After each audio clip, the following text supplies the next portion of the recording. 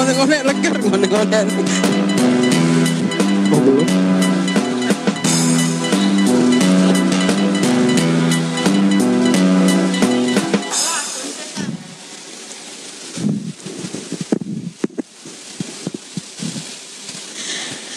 Assalamualaikum warahmatullahi wabarakatuh. Sahabat PWLT, kembali lagi kebersamaan kita di sore hari ini di Pertalk bersama PWLT. Ya, untuk episode kali ini kita akan berbicara sesuatu yang tidak pernah dibicarakan. Lalu apa yang akan kita bicarakan untuk sore hari ini? Dan siapa narasumber kita? Siapa yang duduk di kursi panas PWLT untuk sore hari ini? Penasaran? Oke, baik. Sandra akan memperkenalkan beliau dan sekaligus beliau nanti akan menyapa sahabat PWLT semua tentunya. Kita akan sapa dulu narasumber kita sore hari ini. Assalamualaikum warahmatullahi wabarakatuh, Pak Dir. Waalaikumsalam warahmatullahi wabarakatuh. Gimana kabar? Alhamdulillah baik. Sehat, alhamdulillah. Masih semangat dong? Masih dong. Oh masih. iya. Oke, Pak Dir, kita akan berbicara sesuatu yang tidak pernah dibicarakan oleh orang lain sore hari ini. Tapi sebelum itu, tentu tak sayang, tak kenal makanya tak cinta, Pak Der, ya kan? Tak kenal maka tak sayang, tak kenal makanya tak sayang makanya tak cinta makanya tidak akan pernah ada apa-apa nih. Tak menikah lama-lama. Nah, untuk lebih dekatnya lagi sama sahabat-sahabat kita semua nih, Pak Dir, silahkan untuk menyapa secara langsung, perkenalkan diri, Pak Dir itu siapa, dan dari mana, statusnya apa. Silakan, Pak Dir. Ya, terima kasih. Assalamualaikum warahmatullahi wabarakatuh. Salam sejahtera buat kita semua, untuk seluruh masyarakat Lombok Tengah, lebih khusus lagi untuk fans beratnya PWLT, Forum Wartawan Lombok Tengah, yang sangat saya apresiasi, sangat luar biasa. Perkenalkan, saya dengan Bambang Supratomo, saat ini menjabat selaku Direktur Utama di salah satu BMD kita di Kabupaten Lombok Tengah, yakni Perusahaan Umum Daerah Air Minum Kabupaten Lombok Tengah. Saat ini alamat saya, tempat tinggal di Lombok Tengah juga, khususnya saya asli Putra Utara di Batu Kliang, khususnya di wilayah Desa Aidare. Mungkin itu. Oke, baik. Sahabat PLT, ternyata beliau adalah Dirut dari PDAM Tirta Ardia Rinjani Lombok Tengah. Nah, apa yang akan kita bicarakan sama beliau sore hari ini? Yuk, kita akan ngobrol seputar air tentunya. Loh, kok air? Ya iyalah, kan beliau kan saat ini jadi dirutnya di PDAM nih. Ibarat kata kalau bahasa orang Sasak nih, pekasih ya, yang bagikan air ke rumah-rumah sementara semua nih, sahabat semua. Baik, Pak Dir. Dah, di usia kita langsung aja nih, Pak Dir ya. Di usia PDAM yang udah sekian lamanya ini, Pak Dir, apa saja yang pernah dilakukan dan akan dilakukan oleh PDAM sendiri terkait dengan air yang tentunya semua masyarakat tentunya akan berbicara tentang air itu sendiri, Pak Dir. Silakan, Pak. Ya, baik, terima kasih. Jadi saya berangkat dari apa sebenarnya peran dan fungsi perusahaan daerah khususnya PDAM ini sendiri. Jadi hajatan besar dibangunnya BUMD yang namanya PDAM ini adalah bentuk konkret dari kehadiran pemerintah, kehadiran negara dalam memastikan kebutuhan dasar masyarakat, khususnya yang ada di Lombok Tengah terkait dengan air bersih. Nah, maka dibentuklah satu badan usaha yang namanya PDAM. Ya, sekali lagi peran fungsinya adalah untuk memberikan pelayanan air bersih untuk masyarakat yang ada di Lombok Tengah. Tentu sebagai sebuah badan usaha yang seperti yang kita ketahui punya beberapa orientasi. Pertama, orientasi utama dari dibangunnya PDAM ini tentu yakni untuk pelayanan, memastikan pelayanan air bersihnya bisa dilaksanakan sebaik mungkin. Yang kedua, sebagai badan usaha tentu diharapkan mampu juga berkontribusi dalam bentuk PAD, karena ini juga bagaimanapun sebuah badan usaha yang harus mampu secara konkret juga memberikan kontribusi dalam bentuk PAD kepada daerah. Itu sebagai gambaran besarnya. Oke, baik nih, luar biasa nih. Ternyata PDAM itu PAD kita juga Pak Der ya. PAD Kabupaten Lombok Tengah. Nah, mungkin kita juga ingin tahu, tentunya masyarakat luas juga ingin tahu seperti apa keadaan secara menyeluruhnya nih dari PDAM kita saat ini yang ada di Kabupaten Lombok Tengah ini, Pak Dir. Saya mulai dari bercerita tentang secara profil secara umum. Saat ini PDAM kita, jumlah pelanggan PDAM yang ada di Lombok Tengah ini kurang lebih di angka sekitar 52 sampai 53 ribu yang ada tersebar di 12 kecamatan saat ini, ya. Dan sistem pelayanan yang ada di PDAM kita memang hampir 90% itu pelayanan PDAM kita ini itu dilayani melalui sistem perpipaan yang sumber mata airnya itu ada di kawasan Lombok Tengah bagian utara, khususnya yang ada di Batu Kliang Utara, hampir 95%. Ada beberapa memang sumber lain, ya ini ada di Bendungan Batu Jai itu yang juga kemudian kita olah, kita treatment, kemudian itu juga untuk melayani beberapa kecamatan.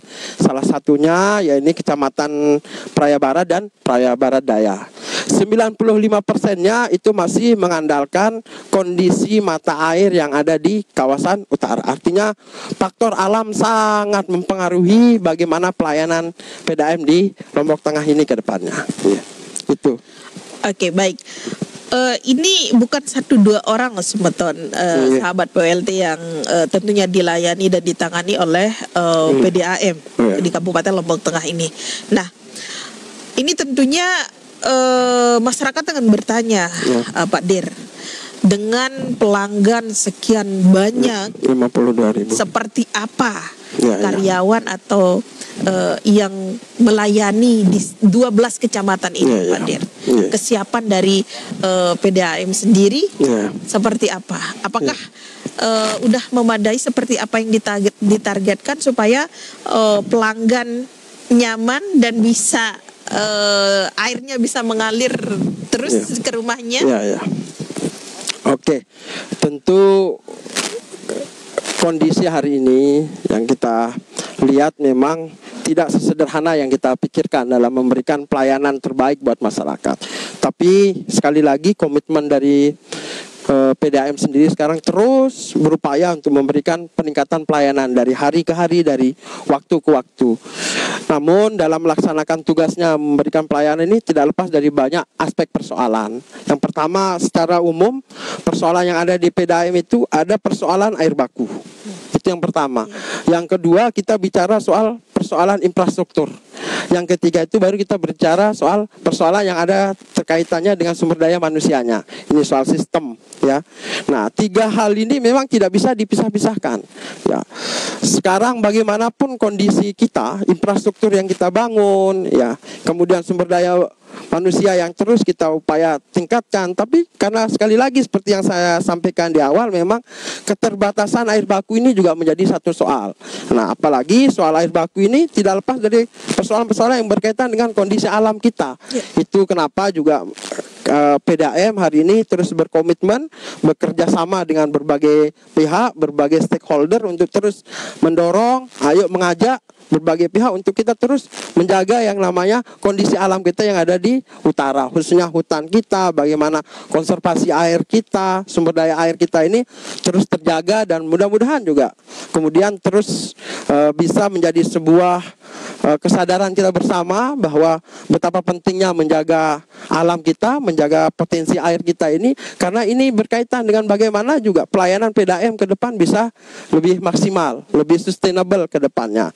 Nah, itu yang pertama. Yang kedua, persoalan kita ketika sekarang sumber air kita ada, katakanlah sudah ada, kalau tidak didukung dengan kondisi infrastruktur yang memadai juga menjadi satu soal. Katakanlah perpipaan kita, satu catatan penting hari ini kondisi perpipaan kita memang secara usia teknisnya banyak. Perpipaan kita secara usia teknisnya udah melebihi, dan ini yang terus secara berkala, ya, sesuai dengan keterbatasan yang kami miliki, terutama soal anggaran misalnya, untuk secara bertahap untuk terus kita lakukan revitalisasi jaringan, kita petakan lagi jaringan-jaringan yang perlu dievaluasi, ditingkatkan sehingga air bakunya mencukupi, jaringannya pun layak untuk dimanfaatkan. Yang ketiga baru kita bicara soal manajemen, baik itu manajemen sumber daya manusianya, manajemen tata kelola keuangannya dan lain sebagainya. Karena ini juga menjadi penentu. Sehebat-hebat apapun, sebagus apapun potensi alam kita, infrastruktur kita, kalau kemudian yang kelola ini kan tentu kita bicara soal sumber daya manusia, tidak juga ditopang menjadi sumber daya manusia human resource yang memadai, juga itu menjadi satu soal tentunya. Jadi secara garis besar 3 hal ini harus kita bersamaan, harus terus kita lakukan peningkatan, lakukan katakanlah evaluasi apa yang perlu ditingkatkan ke depannya. Pikir itu, Mbak. Oke, baik. Ternyata apakah ketersediaan air baku saat ini sudah memadai ataukah masih kurang atau seperti apa, Pak Dir? Oke. Nah, itu yang menjadi satu soal kita di hari ke hari ya, setiap tahun itu adalah persoalan air baku. Yang pertama tadi memang seperti yang saya sampaikan, 95% ini kita sangat tergantung pada kondisi alam kita yang ada di utara. Kayak hitung katakanlah kalau pada saat seperti saat ini itu musim penghujan. Ya. Kalau pada saat musim penghujan seperti ini memang air baku kita sangat tercukupi pada dasarnya ya, pada prinsipnya. Ya. Tetapi kenapa kemudian pertanyaan berikutnya, kok musim hujan ada masih wilayah yang tidak dilayani secara maksimal? Berarti persoalannya bukan pada air baku pada saat itu, tetapi pada persoalan kondisi jaringan. Nah, kondisi infrastrukturnya yang harus kemudian juga kita benahi. Ya. Nah, masuk lagi pada kondisi-kondisi tertentu, musim tertentu, katakanlah pada saat musim kemarau, itu luar biasa. Kehilangan air, penurunan debit air pada puncak-puncak musim kemarau itu bisa mencapai 50% pada saat itu. Air bakunya kurang, infrastrukturnya juga dalam kondisi yang tidak layak. Nah, ini membuat PR besar kita dalam memberikan pelayanan yang maksimal. Kondisi itulah permasalahan-permasalahan secara umum yang kita hadapi saat ini. Di saat permasalahan itu muncul bersamaan seperti itu, Pak Dir, kemana Pak Dir itu curhat untuk mengatasi hal itu? Oke. Terima kasih. Kalau curhat ya jadi begini ya. Tentu kami tidak boleh cengeng juga ya. Apapun bentuk kritikan masyarakat hari ini kami anggap itu menjadi sesuatu yang positif untuk memotivasi kami untuk terus bergerak, berupaya semaksimal mungkin untuk terus memberikan yang terbaik pada masyarakat. Tentu kami sebagai BUMD tentu punya orang tua. BUMD ini kan ada pemiliknya ya, tentu itu adalah daerah, pemerintah daerah. Dalam ini ada Pak Bupati, ada Pak Wakil Bupati, Pak Sekda, ataupun beberapa stakeholder lain yang terus kami berkoordinasi menyampaikan persoalan-persoalan yang kami hadapi saat ini. Ya, tentu dari hasil curhatan kami banyak hal yang kemudian diberikan wejangan, karena memang sekali lagi menyelesaikan pelayanan air bersih di PDAM Lombok Tengah ini tidak bisa hanya dilakukan oleh PDAM sendiri. Ini harus banyak campur tangan, banyak stakeholder, terutama pemerintah daerah ya, yang selaku pemiliknya, masyarakat pun punya keterlibatan di sana untuk meningkatkan pelayanan ini. Iya, seperti yang tadi Pak Dir jelaskan bahwa saat ini di musim penghujan itu kita sangat tercukupi air baku kita. Air baku. Nah, tapi di sini sekarang permasalahannya adalah infrastruktur itu sendiri atau pipanya itu sendiri. Nah, untuk saat ini Pak Dir seperti apa kondisi dari infrastruktur yang dimiliki oleh PDAM? Ya. Bicara soal infrastruktur, memang kondisi kita ini banyak infrastruktur kita secara usia teknisnya udah sangat tidak layak sebenarnya ya. Bayangkan ada bangunan jaringan kita, perpipaan kita yang dibangun dari sejak 1976. Ya, 1976 sampai hari ini belum pernah kita lakukan revitalisasi. Ya. Itu yang jadi satu soal ya. Yang kedua, belum lagi bicara di kawasan perkotaan, katakanlah di Kota Praia ya. Di dalam Kota Praia ini jaringan-jaringan kita ini, posisi jaringan kita ini yang udah tidak kemudian standar lagi. Banyak yang sudah posisinya ada di bawah badan jalan, ada yang sudah dirabat, bahkan ada yang sudah dibawa gedung, bahkan ini juga mempersulit kami untuk kemudian melakukan perbaikan, peningkatan pelayanan. Nah, mau merubah kondisi-kondisi ini, merevitalisasi kemudian perpipaan ini kan tentu tidak lepas dari persoalan anggaran, dan anggaran yang dibutuhkan untuk membangun itu tentu tidak sedikit ya. Ya, kami memahami kondisi pemerintah daerah kemudian harus membangun jaringan yang baru dengan kebutuhan anggaran yang cukup besar ini tidak bisa sekaligus. Ya, itu kemudian diharapkan kemandirian dari kami. Nah, itu dia tadi ketika kemudian dari proses tata kelola PDAM ini ada yang kami peroleh katakanlah dari iuran pelanggan dan lain sebagainya. Selain untuk menjalankan operasional juga ketika ada katakanlah kelebihan keuntungan yang diperoleh, itu yang kemudian kami manfaatkan untuk secara bertahap sesuai dengan kemampuan kami lakukan revitalisasi atau perbaikan jaringan untuk peningkatan pelayanan sesuai dengan kemampuan kami tentunya. Itu. Baik, sahabat PWLT, ternyata ada hal yang memang terkadang batas mampu manusia itu sendiri juga ada. Jadi 3 elemen penting yang harus seiring sejalan di PDAM itu yaitu adalah infrastruktur, terus kondisi alam, air baku kita, dan sumber daya manusia. Dan tentunya semeton semua sahabat PWLT, kondisi infrastruktur yang dijelaskan sama Pak Dir tadi, tatkala itu ada di bawah gedung, bawah badan jalan, memang itu luar biasa. Tentu kesulitan yang itu butuh pemecahan yang harus tidak semudah membalikkan telapak tangan. Itu. Nah, terkait tentang hal itu Pak Dir, tentu ini kan berdampak kepada pelanggan. Nah, di saat pelanggan di satu kecamatan misalnya, di sana mati airnya, padahal ini hujan, tapi kok mati, bahkan bisa sampai berhari-hari. Apa yang akan dilakukan oleh PDAM sendiri untuk keluhan dan terkait dengan apa yang dialami oleh pelanggan ini Pak Dir? Kalau biasanya yang kami lakukan khususnya pada saat musim kemarau, katakanlah karena potensi air bakunya ini terjadi penurunan, biasanya apa yang kami lakukan? Salah satunya adalah melakukan sosialisasi kepada masyarakat bahwa terkait dengan keterbatasan air baku, maka yang kami harus lakukan adalah dengan secara terpaksa adalah melakukan sistem bergilir biasanya.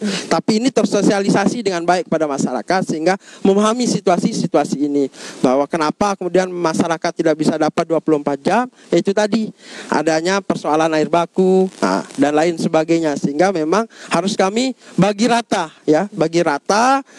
biar masyarakat kemudian semua masyarakat ini bisa menikmati air. Salah satunya adalah dengan cara melakukan sistem bergilir. Di samping itu juga kalau ketika masyarakat kita mengalami suatu situasi seperti itu, sebagai kompensasinya biasanya kami siapkan mobil tangki. Mobil tangki kami ada, sarana kendaraan kita yang kita siapkan itu yang biasanya kami berikan kepada masyarakat sebagai kompensasi. Mobil-mobil tangki yang kami dropkan ke wilayah-wilayah yang terdampak. Di samping itu juga kami juga mempersiapkan call center. Jadi lewat call center itu masyarakat bisa menyampaikan jika mengalami misalnya katakanlah kendala soal pelayanan, masyarakat tidak perlu lagi hari ini kemudian harus menyampaikan itu secara langsung mencari kantor PDAM dan lain sebagainya. Cukup melalui WA, insya Allah itu nanti ada petugas kami yang akan merekod dan akan menindaklanjuti ketika ada keluhan. Oke, luar biasa. Benar banget nih sahabat PWLT ya. Tatkala ada masalah dengan saluran air atau jaringan air PDAM-nya, tentu jangan cerita sama tetangga, lebih baik langsung ya ke call centernya ada. Call centernya bisa disebutkan Pak Dir? Call centernya sebentar saya harus buka dulu karena memang tidak hafal ini. Call centernya bisa di 081 353 49 03 kali 9. Jadi bisa WA ataupun telepon ke nomor yang saya sebutkan tadi itu. Sekali lagi Pak Dir, biar mungkin operator bisa tuliskan di running text-nya. 081 353 49 03 kali 9. Iya. Baik, sahabat PWLT bisa langsung menghubungi call center tersebut ya, yang ada di layar kacanya sahabat PWLT. Baik, tadi udah dijelaskan oleh direktur nih langsung nih, sahabat semua ya. Ada pelanggan yang terkadang mengeluhkan airnya mati sehari, hidup 2 hari, mati sehari. Tapi kok bayarnya semakin banyak, Mbak Sandra, gimana? Apa sistemnya seperti apa kok bisa seperti itu? Nah, ini yang sering sekali dipertanyakan nih Pak Dir. Apa masalahnya? Padahal airnya misalnya sekarang hidup, besok mati. Mungkin itu sistem bergilir ya, seperti yang dikatakan sama Pak Dir tadi. Tapi pembayaran air tatkala dibayar itu lebih besar kita bayarnya daripada yang lancar tiap hari. Baik, terima kasih. Jadi begini, berapa besaran yang kemudian menjadi kewajiban pelanggan untuk dibayar itu tentu sudah diukur ya. Kenapa kemudian di setiap pelanggan itu disediakan water meter, itu akan kelihatan nanti kan jumlah tagihan berapa pemakaian itu udah ada alat yang kemudian mengukur. Nah, alat itu kemudian tidak mungkin akan berputar, katakanlah akan jalan argonya kalau kemudian airnya tidak, kemudian katakanlah mati pada saat itu. Itu yang pertama. Tapi di samping itu memang ada biaya yang sifatnya katakanlah ini biaya yang memang wajib kemudian dibayarkan. Ini kalau tidak salah itu kurang lebih di angka 29.000 per bulan. Ya, kalau pemakaiannya itu di angka 1 sampai 10 kubik. Nah, kalau pemakaiannya lebih dari 10 kubik itu kemudian tarifnya akan sifatnya progresif sesuai dengan pemakaian yang ada. Tapi secara umum bahwa kalau kita lihat, kalau memang masyarakat itu pemakaian hanya untuk kebutuhan rumah tangga pure, murni katakanlah untuk mandi, mencuci, ya kebutuhan secara normalnya tidak akan lebih dari angka 29.000. Itu 10 kubik gitu ya, artinya 10 kubik itu yang dibayarkan sebesar 29.000. Nah, kenapa kemudian ada pembayaran lebih dari 29? Berarti kan ada pemakaian lebih dari 10 kubik, yang itu kemudian argometernya tetap jalan sesuai dengan pemakaian yang ada. Itu. Nah, hal lain yang ingin saya sampaikan pada kesempatan ini, kalau merasa kemudian katakanlah pemakaian yang dipakai tidak sesuai dengan angka meter yang ada, itu ada ruang bisa melalui call center atau customer service kami yang ada di kantor bisa nanti melakukan pencocokan. Pencocokan data apakah betul pemakaian saya dengan angka meter yang ada itu sesuai. Kalau misalnya katakanlah tidak sesuai, itu bisa direvisi kembali nanti oleh petugas kami yang ada di kantor pusat. Itu yang bisa dilakukan. Baik. Sahabat WLT, berarti ini bisa direvisi nih, karena ada Pak Dir jujur tetangga keluhannya yang biasanya dia bayar 33 sekian, sekarang dia bayarnya 70, 80, padahal dia itu pure untuk masak, cuci cuman itu tuh. Tapi udah berapa kali pembayaran naik ke 70, 80 gitu. Sementara dia enggak pakai banyak. Bisa melakukan, kalau memang nanti tidak cocok, katakanlah tidak cocok, itu bisa direvisi.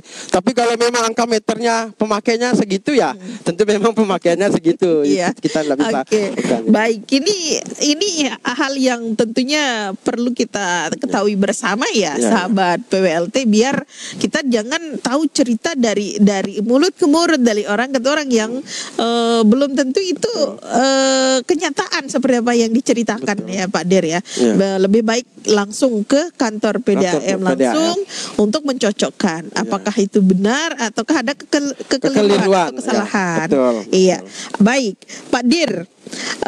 Ini kan untuk data Walhi sendiri, data Walhi kalau debit air ini terus menurun, Pak Der. Apa yang dilakukan oleh PDAM terkait hal tersebut?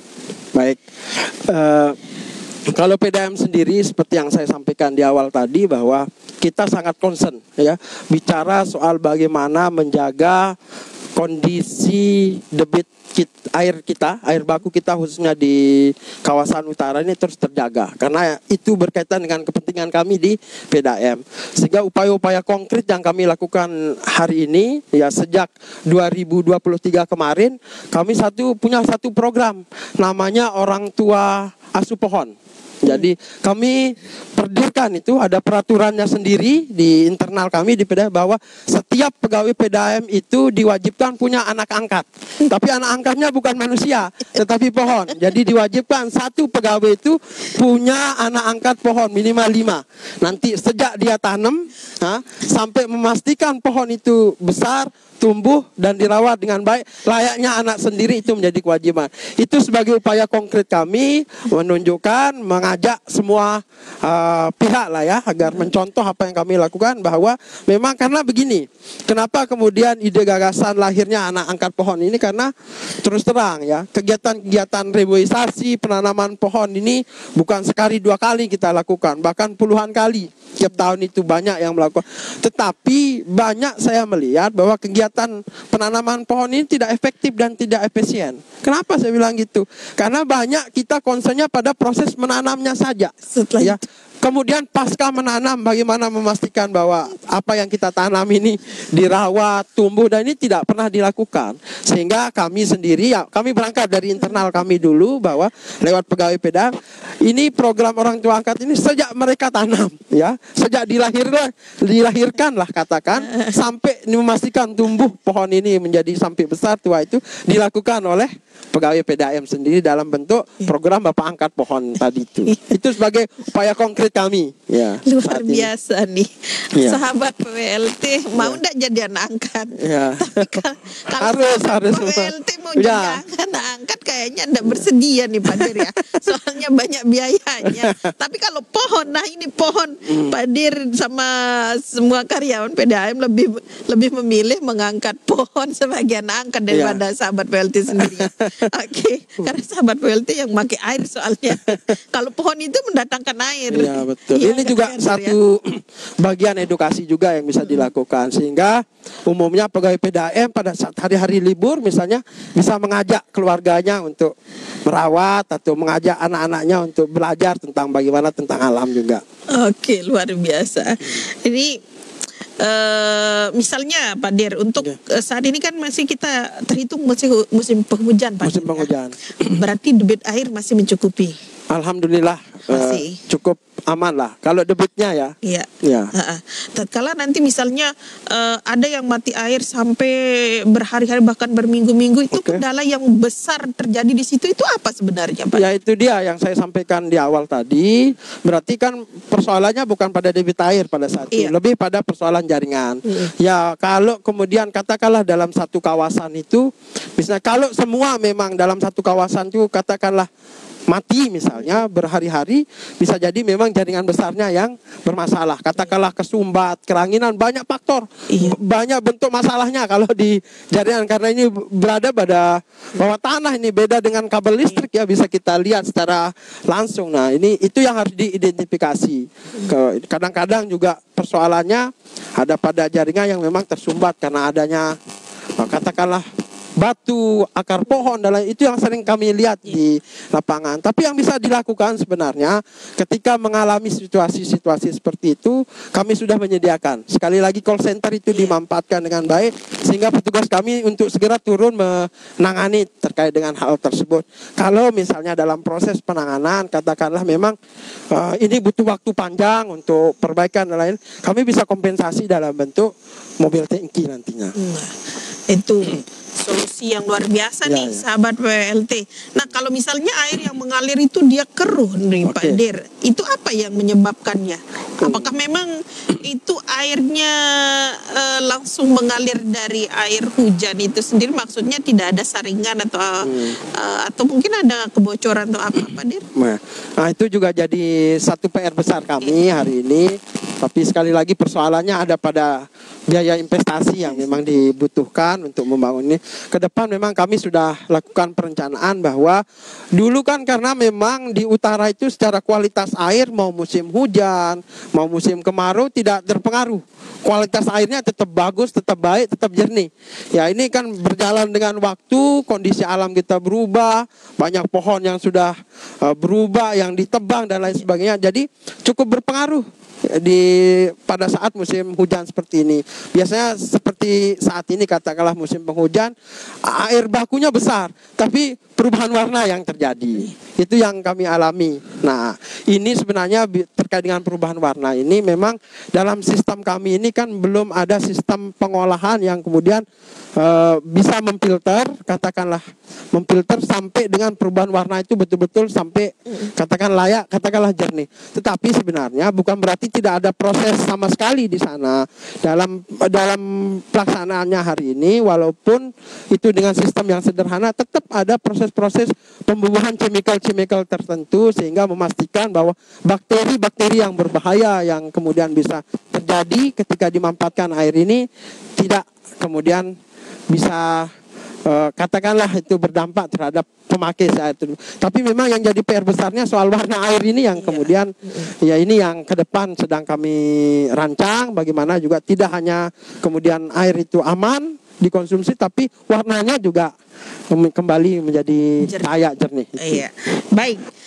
Sahabat PWLT, tentu di sini apa yang dijelaskan oleh Pak Der tadi itu teman-teman semua, sahabat semua pahami, karena terkadang kondisi alam yang tentunya itu tidak bisa terukur dengan diri manusia itu sendiri, dan juga infrastruktur yang sudah seperti dijelaskan oleh Pak Der tadi, dan banyak hal yang telah dilakukan oleh PDAM sendiri demi kenyamanan dan kelancaran dari untuk pelanggan, untuk masyarakat di Kabupaten Lombok Tengah khususnya. Baik Pak Der, tentunya dengan semua permasalahan yang dihadapi oleh PDAM di Kabupaten Lombok Tengah ini tentu tidak bisa berjalan sendiri dong. Betul. Tentu punya stakeholder yang tentunya akan digait, akan digandeng oleh PDAM sendiri. Apa yang dilakukan oleh PDAM sendiri terkait untuk mendapatkan orang-orang atau stakeholder yang bisa berjalan seiring bersama PDAM untuk bisa mengatasi permasalahan yang ada di masyarakat saat ini. Baik, terima kasih. Jadi kembali lagi seperti yang saya sampaikan di awal, persoalan besar kita ini pada biaya investasi yang cukup dibutuhkan, yang cukup besar kadang-kadang untuk membangun infrastruktur yang standar untuk pelayanan yang maksimal ini. Nah, dalam aturannya siapa sih yang bisa kita ajak kemudian berkomunikasi terkait dengan membangun infrastruktur ini? Tentu yang pertama itu adalah sumber pembiayaan PDAM. Yang pertama adalah dari sumber internalnya sendiri, dari hasil tata kelolanya sendiri, ya, dari biaya, katakanlah duitnya sendiri PDAM. Itu yang pertama. Yang kedua, untuk membangun infrastruktur dan lain sebagainya itu bisa juga itu meminta bantuan pemerintah daerah kabupaten selaku KPM. Tapi sekali lagi ya, KPM pemerintah daerah kita juga punya keterbatasan kemampuan anggaran kan. Tidak hanya PDAM yang harus dipikirkan, banyak aspek lain, soal kesehatan, soal infrastruktur jalan. Sehingga ini juga menjadi satu soal keterbatasan kita. Siapa lagi yang bisa diajak kerjasama? Ya pemerintah provinsi. Terus terang sampai hari ini memang kami boleh dikatakan agak minim dapat support pemerintah provinsi selama ini ya. Boleh dikatakan di beberapa tahun ini tidak ada sama sekali kami dapat dukungan pemerintah provinsi dalam konteks pembangunan infrastruktur jaringan di Lombok Tengah. Saya nggak tahu ya kalau kabupaten lain apa dapat apa enggak ya. Nah, itu yang jadi satu soal. Mudah-mudahan lah dengan pemerintahan yang baru, gubernur kita yang baru, mudah-mudahan punya atensi terhadap kabupaten kita di Lombok Tengah terkait dengan jaringan nanti ya. Tersampaikan keluh kesahnya Pak Der. Amin, mudah-mudahan. Insya Allah saya yakin beliau punya perhatian yang cukup buat kita. Hal lain juga bisa juga kita minta bantuan kepada pemerintah pusat. Dalam hal ini PUPR, Kementerian PUPR itu melalui Dirjen Cipta Karya atau Sumber Daya Air juga biasanya itu ikut membantu, termasuk juga pembangunan SPAM Mandalika kita yang saat ini itu merupakan program dari Kementerian PUPR. Nah, hal lain apa yang bisa dilakukan? Salah satunya adalah menggandeng pihak-pihak investor, katakanlah pihak-pihak investor swasta dan lain sebagainya. Tapi ini kan juga butuh kajian yang mendalam, agak hati-hati kita dalam membuat kerjasama dengan para investor. Oke, baik Pak Dir, apakah ada target? Apakah ditargetkan atau ada target untuk penghasilan atau pendapatan untuk ini kan jadi PAD? Ya. Mungkin per bulan itu ditargetkankah atau seperti apa Pak Dir? Untuk pelanggan ini misalnya satu bulan itu harus terkumpul sekian misalnya. Ini untuk selain untuk PAD-nya juga untuk infrastruktur dan segala macam tentunya. Apakah ada target untuk itu? Oh ya, tentu ada. Ya, jadi secara tata kelola memang kan kita sudah bisa membaca ya, berapa potensi pendapatan kita dengan berapa nilai yang terjual dari air tersebut. Itu kelihatan berapa potensi penerimaan yang bisa kita peroleh dari hasil penjualan air itu. Nah, kalau bicara soal berapa angka PAD yang kami setorkan, itu kalau merujuk pada tahun-tahun sebelumnya, di tahun 2023 kami itu PAD, bukan PAD ya, keuntungan yang kami peroleh di angka 1 miliar. Alhamdulillah di tahun 2024 ini ada peningkatan menjadi 2 miliar. Nah, berapa nilai dari yang harus kami setorkan menjadi PAD? Itu dalam aturan perdanya dinyatakan bahwa maksimal, ada kata maksimalnya, 50% dari pendapatan bersih PDAM itu disetorkan menjadi PAD kepada daerah. Tapi ada kata maksimal, artinya boleh kurang dari angka tersebut. Tergantung nanti berapa jumlah besaran persentasenya ditentukan oleh KPM atau bupati yang menentukan. Oke. Ya. Baik Pak Dir, ini adalah hal yang luar biasa sekali. Ada hal yang mungkin pernah enggak kepikiran untuk kedepannya itu air ini gratis untuk masyarakat? Oke. Maksudnya tidak lagi berbayar ya, gratis ya. Masyarakat kan sejahtera tuh Pak Dir. Gimana? Oh, kalau itu ya tentu tidak bisa kemudian, ya kan sekali lagi seperti yang saya sampaikan, hajatan besar ini kemudian dibangun menjadi BUMD agar mampu mengelola ini semua kan. Kalau kemudian ini digratiskan mungkin tidak lagi menjadi PDAM namanya. Ya apa mungkin jadi lembaga sosial apa nanti, sehingga tidak ada kewajiban PAD di sana. Tentu itu agak berat saya lihat. Saya belum melihat ada kabupaten kota di Indonesia ini yang mampu melakukan itu. Tapi ada yang satu yang menarik di Lombok Tengah. Apa ya. Yang menarik di Lombok Tengah itu atas arahan dari Pak Bupati pada saat itu. Jadi hanya di Lombok Tengah nih berlaku bahwa semua masjid musola yang ada di Lombok Tengah yang memakai PDAM itu digratiskan. Boleh dicek di kabupaten lain belum ada yang melakukan itu, khususnya di NTB ya. Paling tidak itu yang bisa kita lakukan saat ini. Ini adalah sisi luar biasa nih ya, sahabat PLT semua. Tapi mudah-mudahan kedepannya ada juga hal-hal yang seperti ini yang lebih luas lagi ya, selain masjid dan musola ya Pak Dir ya. Dan mungkin dari PDAM sendiri kan tidak semua masyarakat juga bisa memakai dari jaringan PDAM itu sendiri. Betul. Pak Dir. Ada banyak masyarakat kita yang belum tersentuh oleh hal itu. Apakah ada hal yang mendasar untuk masyarakat tidak memakai air PDAM, atau bahkan mungkin ada persoalan-persoalan tertentu di lapangan yang membuat masyarakat kita ada yang tidak mau memakai PDAM? Ya. Kalau kita melihat kondisi hari ini kan, kenapa saya berangkat dari ini dulu? Kenapa cakupan pelayanan PDAM masih rendah? Katakanlah 52.000 yang sebenarnya punya potensi besar. Sekali lagi persoalannya pada kesiapan infrastruktur. Memang jaringan-jaringan kita ini masih sangat terbatas. Yang kedua memang ya tadi itu potensi air bakunya yang terbatas sehingga kami tidak bisa melayani cakupan layanannya secara maksimal, secara luas. Nah, terus hal lain juga yang terjadi hari ini itu jadi masyarakat juga masih punya alternatif lain. Katakanlah masyarakat juga hari ini kan banyak yang memanfaatkan Pamsimas, sumur bor itu juga. Kalau di kawasan utara tanpa ada PDAM pun memang potensi air secara natural, secara alaminya juga masih banyak. Mungkin itu sebagai alternatif yang kemudian membuat mereka kemudian memilih untuk memakai sumur bor atau Pamsimas sebagai alternatif tidak menggunakan PDAM saat ini.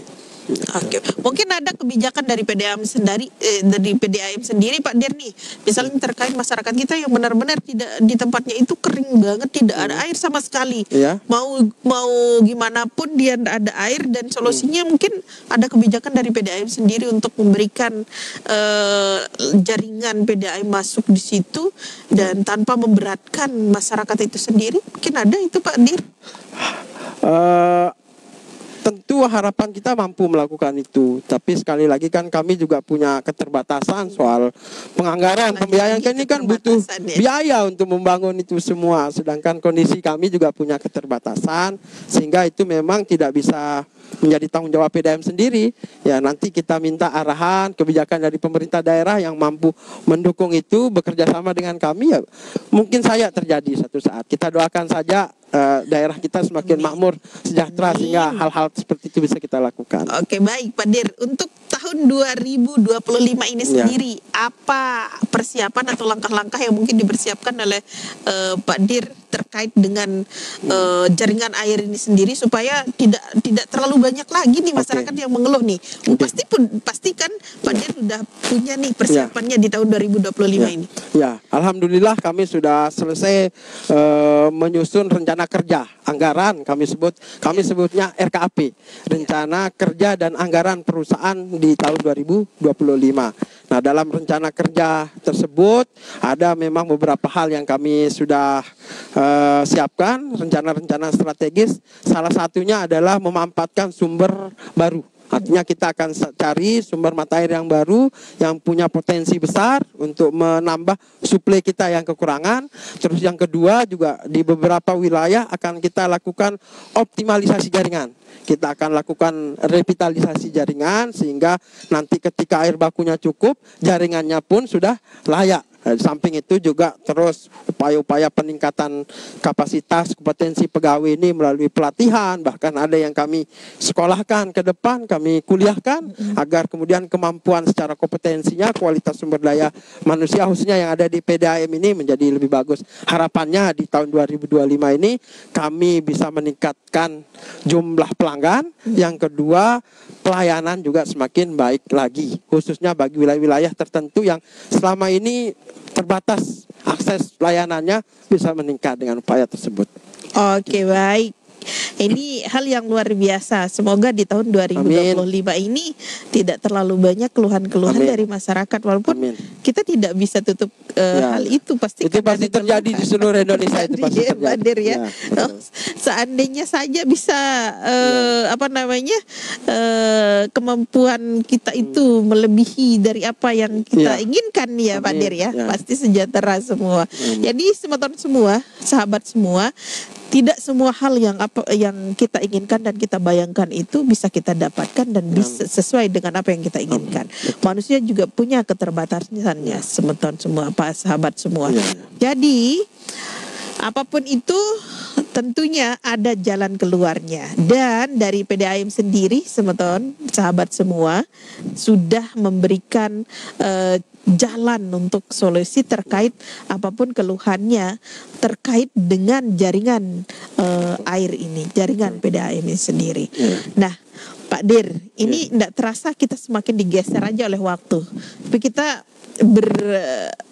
bicara tentang air ini, kalau misalnya kita akan open telepon, pasti masyarakat, Pak Dir, kenapa air saya kok keruh? Pak Dir, kenapa air kok mati? Nah, sekarang nih, apa yang akan dilakukan oleh PDAM sendiri terkait sosialisasi terhadap masyarakat, edukasi kepada masyarakat terkait hal infrastruktur, terus kendala yang terjadi hingga air yang sampai di rumah-rumah pelanggan ini seperti itu. Tentunya Pak Dir tentu memikirkan langkah untuk mensosialisasi atau mengedukasi masyarakat supaya tidak terlalu kecewa tentunya dengan hal itu. Baik, terima kasih. Ya, itu salah satu upaya kami ya dengan hadir di acara hari ini juga. Ini juga cukup membantu untuk kita menjelaskan tentang kondisi-kondisi kita hari ini. Samping itu memang kami juga kan punya petugas-petugas lapangan, punya satu bagian yang memang tujuannya namanya hubungan kemasyarakatan. Ya, itu juga memberikan banyak berkoordinasi dengan pemerintah kecamatan, pemerintah desa, bahkan turun ke dusun-dusun, ke lingkungan, memberikan edukasi, memberikan informasi, koordinasi terkait dengan persoalan-persoalan yang ada tersebut. Samping hal itu juga salah satu cara untuk ini ya dengan kita sediakan ini ada media sosial ya, Facebook, Instagramnya PDAM, insya Allah aktif hari ini. Di sana juga masyarakat bisa menyampaikan segala keluh kesahnya, segala aspirasinya, dan media sosial ini cukup efektif saya lihat sebagai satu sarana, satu wadah untuk kita gali soal isu-isu yang sedang dialami oleh masyarakat kita di bawah terkait dengan pelayanan PDAM sendiri. Itu yang kita lakukan. Dan yang kita tahu juga Pak Dir ya, untuk PDAM ini kerjasama dengan media di Kabupaten Lombok salah satunya Tengah, itu juga itu salah satunya nih luar biasa. Jadi teman-teman sahabat PWLT semua bisa mengakses informasi terkait PDAM itu di media-media kesayangan sahabat PWLT. Terapa nih di media-media Persatuan Wartawan Lombok Tengah, tentunya di sana nanti kan ada informasi-informasi terkait PDAM. Iya, baik. Nah, ini sebagai kontribusi bagi pendapatan daerah seperti yang dijelaskan tadi Pak Dir. Apakah selama ini apa yang dilakukan oleh PDAM itu sendiri udah seperti yang diinginkan atau ditargetkan, atau seperti yang diharapkan oleh daerah itu sendiri, ataukah masih jauh di bawah target? Jadi sesuai dengan arahan yang diberikan oleh Pak Bupati pada kami bahwa concern kami itu adalah bagaimana peningkatan pelayanan. Itu yang lebih penting daripada soal kemampuan menyetorkan dividen. Yang penting bagaimana masyarakat Lombok Tengah itu mendapatkan pelayanan yang terbaik. Semakin berkurang jumlah aduan masyarakat, keluhan masyarakat, itu yang terpenting bagi Pak Bupati. Jadi masyarakat nyaman dengan pelayanan PDAM.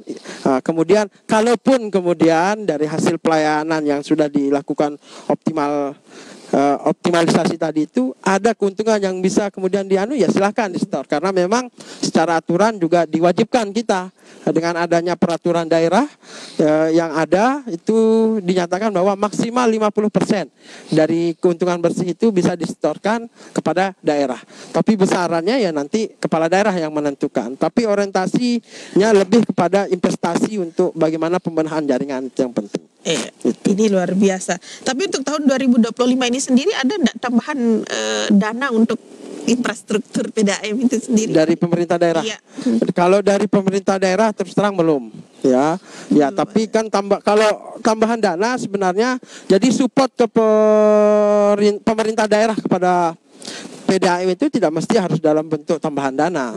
Bisa dengan dalam bentuk program misalnya. Katakanlah di Dinas PU nanti ada program terkait dengan revitalisasi jaringan, itu nanti kan itu berkaitan juga dengan kepentingan PDAM. Jadi jangan dipahami bahwa bentuk dukungan pemerintah itu harus dalam bentuk memberikan uang kepada PDAM. Bisa juga dalam bentuk kebijakan, program. Saya lihat Pak Bupati, Pak Wakil Bupati, bahkan Pak Sekda hari ini sudah sangat punya gambaran utuh tentang betapa pentingnya peningkatan pelayanan air bersih di Lombok Tengah, sehingga saya lihat mungkin ke depan program-program di stakeholder terkait, katakanlah PU, mungkin akan banyak juga berbicara tentang pembenahan infrastruktur jaringan juga. Mungkin nanti ini juga akan masuk di visi Mas Mirah itu. Bisa, ya betul. Itu juga isu besarnya juga soal air bersih juga nanti dia. Iya, semoga nanti ini adalah buah yang besar nih, visi Mas Mirah ini yang sebentar lagi kan dibedah Pak Dirut ya. Bisa memberi sedikit kelegaan napas lah untuk Pak Dirut. Tentunya Pak Dirut ini kayak di bawah tekanan bukan karena atasan, tapi masyarakat. Iya betul, lebih kepada masyarakat. Ini yang dinamakan makan tak enak, tidur tak nyenyak. Tapi ini luar biasa ya Pak Dir ya. Tantangannya besar, challenge-nya besar kelola PDAM ini. Tapi kayaknya ya renyah-renyah enak lah kayak ya harus salah karena niat kita baik, dinamika hidup Pak Dir. Ya betul. Mungkin Pak Dir mau curhat nih ke kita nih, ke sahabat PWLT. Curhat apa ya? Mungkin nyenyakkan tidurnya seperti apa? Ya karena begini ya, hal ini sebenarnya dari awal juga sudah diwanti-wanti ya. sejak saya berkomunikasi dengan kepala daerah waktu itu, banyak wejangan yang diberikan, disampaikan bahwa mengelola PDAM itu bukan sesuatu yang mudah, challenge-nya besar, ya, tantangan eksternal dan internalnya ada, sehingga ya kalaupun hari ini saya menghadapi hal-hal seperti itu, memang karena udah mempersiapkan diri secara mental bahwa ini pasti akan terjadi. Tinggal bagaimana kita sabar dan istiqomah. Saya meyakini bahwa sesuatu yang didasari oleh niat baik, insya Allah Allah akan permudah. Itu saja. Luar biasa. Ini yang unik Pak Dir ya. Ada satu pengalaman yang unik nih, Mbak Sandra kan. Yang namanya fans radio banyak. Iya, ya. Yang airnya mati, yang diteleponnya radio ya. Tapi luar biasa. Ya. Kita bisa arahkan Ya, Pak Dir. Arahkan untuk langsung akses ke call center. Call center. Nah, ini luar biasa. Baik. Ya. Nah, Pak Dir, bagaimana strategi pelayanan PDAM di tahun 2025 ini? Ya. Evaluasi dan juga rencana kerja ke depan. Ya. Oke, jadi kalau tahun ini ada satu kita menarik yang kita launching. Itu namanya kita buat satu satgas. Jadi ada tim reaksi cepat yang kita buat. Itu namanya Satgas Ledeng. Sudah diresmikan oleh Pak Wabub kemarin. Jadi Satgas Ledeng ini nanti tugasnya adalah berpatroli, khususnya di dalam kota Praia, memastikan pelayanannya berjalan dengan baik, termasuk juga akan patroli ke cabang-cabang. Ya, berkoordinasi dengan cabang, melakukan pemetaan terkait dengan wilayah-wilayah yang katakanlah bermasalah. Itu tugas dari Satgas Ledeng ini. Jika ada masalah-masalah katakanlah gangguan, nanti dia yang Nah, ini memang sudah kita launching kemarin. Orang-orangnya juga udah kita siapkan. Insya Allah lah setelah bulan Februari ini mungkin Mbak nanti akan banyak melihat mobil Satgas Ledeng itu akan berpatroli layaknya mobil Pol PP. Jadi kayak mobil Pol PP itu kita desain, nanti mereka akan berpatroli ke wilayah-wilayah tertentu lah secara Itu terobosan yang kita lakukan di tahun ini untuk mendekatkan PDAM dengan masyarakat. Iya, ini luar biasa nih sahabat PWLT. Ternyata persiapan dari PDAM nih luar biasa, gebrakan untuk 2025 ini. Nah, sekarang sahabat PWLT tidak susah-susah lagi mau mengirim surat cinta atau segala macam, bisa langsung curhat. Curhat kayak ibarat kata nih, itu patroli datang curhat, Ledeng kuwi mati semenian aneh, coba serius nih. Nah, seperti itulah Pak Dir ya. Karena masyarakat kita itu tatkala langsung dikunjungi saat dia mencurhatkan apa yang menjadi ganjalan, terus langsung dijawab, itu luar biasa, diapresiasi luar biasa. Baik, terakhir Pak Dir, apa harapan Pak Dir sendiri ke depannya terkait dengan infrastruktur jaringan perpipaan air ini dan tentunya untuk masyarakat Kabupaten Lombok Tengah, untuk pelanggan PDAM di Kabupaten Lombok Tengah? Baik, jadi harapan besarnya bahwa sekali lagi bahwa kita harus sadar bahwa semua pihak harus sadar bahwa bagaimanapun kami berupaya tanpa ada support dukungan berbagai pihak ini, tidak akan mungkin apa yang menjadi harapan besar kita untuk membangun pelayanan yang maksimal buat masyarakat Lombok Tengah bisa tercapai. Siapa yang harus terlibat di sana? Tentu pemerintah daerah, baik itu pemerintah kabupaten, pemerintah provinsi, pemerintah pusat, termasuk PDAM sendiri. Ini harus bersama-sama menjadikan isu tentang air bersih ini menjadi isu yang strategis yang perlu ditangani secara serius ya. Jadi tidak hanya persoalan infrastruktur jalan saja yang penting, tapi infrastruktur air ini pun penting, dan itu tentunya tidak bisa dilakukan oleh PDAM sendiri tanpa ada dukungan berbagai pihak.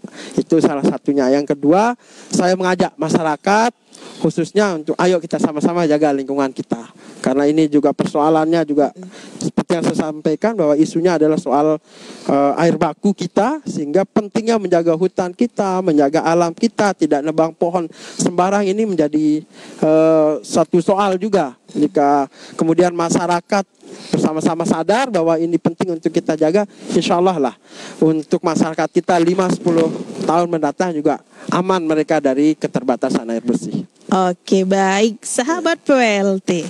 Seperti yang dikatakan oleh Pak Dir, ya, tentunya tidak bisa PDAM sendiri yang berjalan. Semuanya harus seiring sejalan, sahabat semua.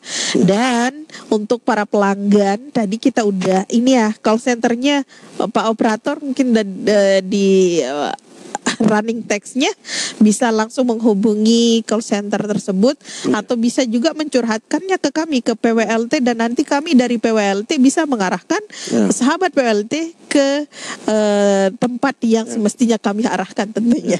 Ya, baik, terima kasih Pak Dir untuk hadirannya. Terima kasih hari ini. Amin. Dan insya Allah di lain waktu dan kesempatan kita bisa berbicara entah itu tentang cinta terhadap air atau entah itu tentang banyak hal ya. Iya, banyak hal yang bisa kita bikin kita tersenyum, Pak Dir.